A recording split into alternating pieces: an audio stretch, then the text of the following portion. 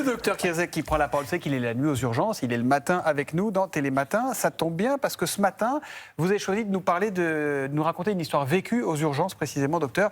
Tout a commencé à ce qui ressemblait à une simple entre guillemets, infection urinaire. Hein. Ça partait de... C'était une infection urinaire. On a reçu une jeune femme qui avait une infection urinaire. Elle avait laissé traîner un peu les choses, comme on a tendance parfois à faire, parce qu'il n'y a pas de médecin, on n'a pas d'antibio, etc.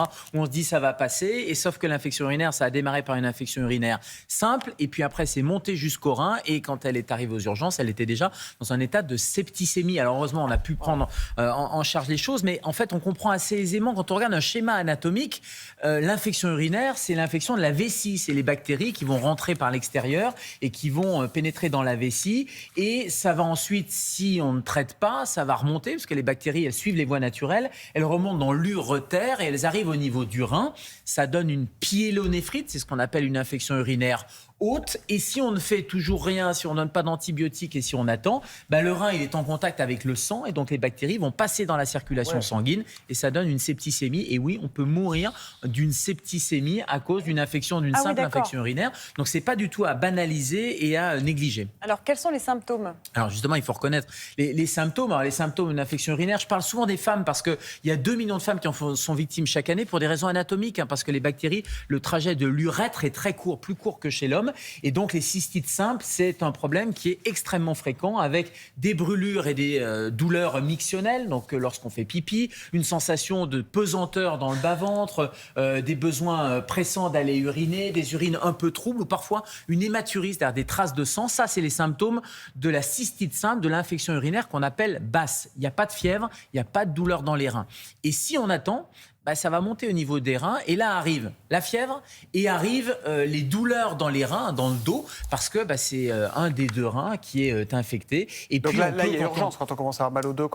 Mais même une cystite, il y a urgence. Même une cystite simple, justement, pour éviter que ça ne remonte au niveau des reins, il faut la prendre en charge. Et puis quand vous êtes au stade de frisson, de fièvre, c'est déjà un signe d'infection généralisée, un signe de sepsis. Et là aussi, c'est vraiment une course contre la montre. Bon, le traitement, vous l'avez dit, c'est les antibiotiques, c'est ça. Mais les trucs un peu plus exotiques, là, le jus de cranberry, je sais pas quoi, la canneberge. Le canneberge, ça marche pas très bien. Non, ça marche pas très bien. Et il y a des méta-analyses maintenant qui ont prouvé que c'était pas très efficace. Alors, encore une fois, on savait pas bien si c'était le cranberry qui marchait ou le fait de boire. Alors, le fait de boire et de s'hydrater, effectivement, ça peut permettre de nettoyer un peu, mais c'est pas ça qui va venir à bout des bactéries.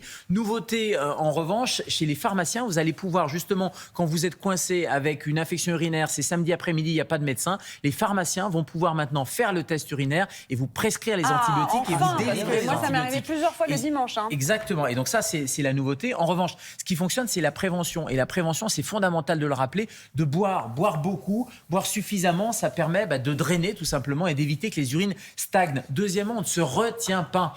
Je sais qu'il y a beaucoup de dames qui disent on va se retenir, ça permet de tonifier le sphincter, etc. Non, parce que quand on se retient d'uriner, les urines stagnent et c'est un bouillon de culture pour les bactéries. Allez, petit cours d'éducation sexuelle. On fait pipi après un rapport sexuel. Je le rappelle quotidiennement, quasiment en consultation, parce que elle est on avait des romantique, cours. votre cuvette. Comment avec un petit cœur. Elle est jolie, votre cuvette. Oui, un petit. Voilà, c'est pour mixer les deux. Et puis on évite les parfums intimes. Vous savez tout ce qui est parfum nettoyant un peu. Il y a des parfums au niveau du sexe féminin, on se parfume dans ces zones-là, etc. Ou quand on va utiliser des produits qui sont antiseptiques, un peu abrasifs, trop d'hygiène tue l'hygiène. Donc il faut respecter un peu l'écosystème et les bactéries. Voilà.